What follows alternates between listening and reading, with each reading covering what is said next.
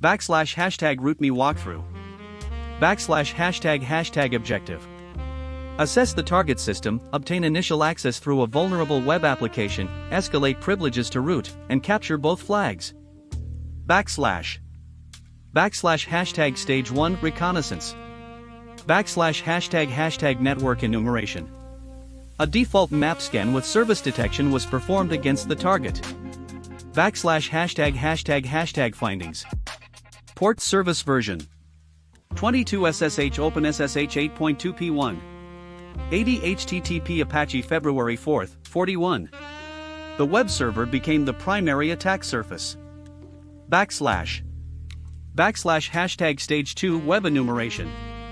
The homepage contained minimal information and exposed no obvious functionality. Manual inspection was followed by directory enumeration. ### directories discovered. /panel. /uploads. /s. The panel directory contained a file upload interface. ## stage 3 initial access. A PHP reverse shell was created using the .phtml extension. A Netcat listener was prepared. The payload was uploaded successfully and executed by browsing to. A reverse shell was received as ## stage 4 shell stabilization. The shell was upgraded to improve usability. The user flag was located and captured. ## stage 5 privilege escalation. SUID binaries were enumerated.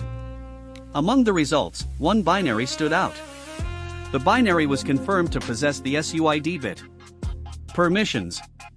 Because the interpreter executed with root's effective UID, it was abused to spawn a privileged shell. Privilege verification. Output. The root flag was then retrieved. ## conclusion. The assessment demonstrated a complete penetration testing workflow from reconnaissance to full system compromise.